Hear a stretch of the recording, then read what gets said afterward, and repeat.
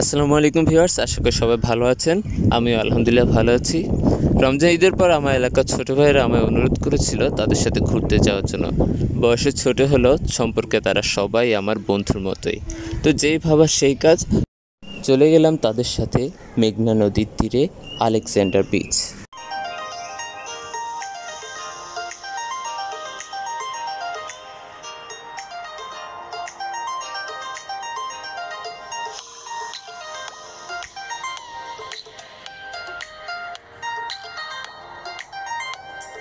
তীব্র তাপদাহ এবং অতিরিক্ত গরমের কারণে কিছুটা অস্বস্তি বোধ হচ্ছিল, তবে নদীর কলকলধ্বনি এবং মনোরম দৃশ্য হৃদয়ে এনে দিল প্রশান্তির ছোঁয়া।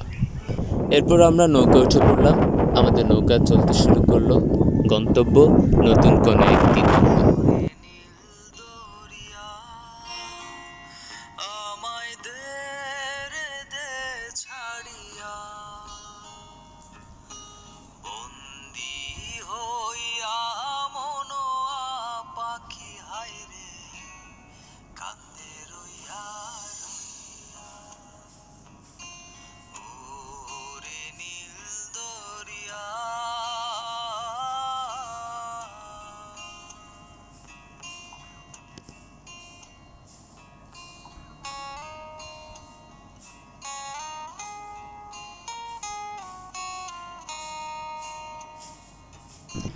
এই নদীর প্রতিটি তরঙ্গে খুঁজে পাবেন জীবনের নতুন সংজ্ঞা। সকল বাধা উপেক্ষা করে প্রতিনিয়ত এগিয়ে চলাই এর একমাত্র সাধনা। এ যেন জীবনেরই প্রতিচ্ছবি। কবিগুরু রবীন্দ্রনাথ ঠাকুরের ভাষায় বলতে হয়, অদৃশ্য নিঃশব্দ তব জল, অবিচ্ছিন্ন অবিরল চলে নিরবধি।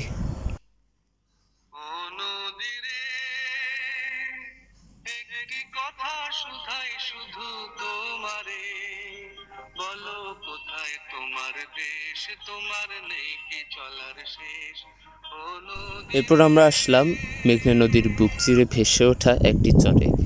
সবুজে বিস্তীর্ণ এই চরটি এই অঞ্চলের মানুষের জন্য উন্মোচন করেছে সম্ভাবনার নতুন এক দিগন্ত। এখানে আসলে দেখতে পারবেন তরমুজের বিশাল ক্ষেত। এখানে অনেক তরমুজ ধরে আছে। এই যে দেখুন একটি তরমুজ, এখানে বিশাল জায়গা জুড়ে শুধু তরমুজ আর তরমুজ দেখতে পাবেন। আর এদিকে রয়েছে শুধু সবুজ আর সবুজের সমারোহ। বিস্তীর্ণ সবুজ মাঠের পাশে আঁকাবাঁকা বেয়ে চলা নদীর দৃশ্য অবশ্যই আপনাকে মুগ্ধ করবে।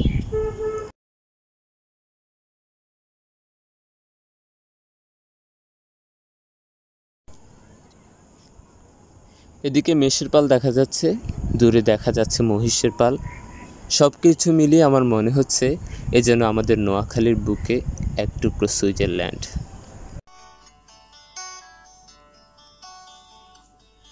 আমার পাড় ভাঙা এক নদী, আমি নৌকা হতাম যদি, ভাসতে ভাসতে যেতাম তোমার কাছে।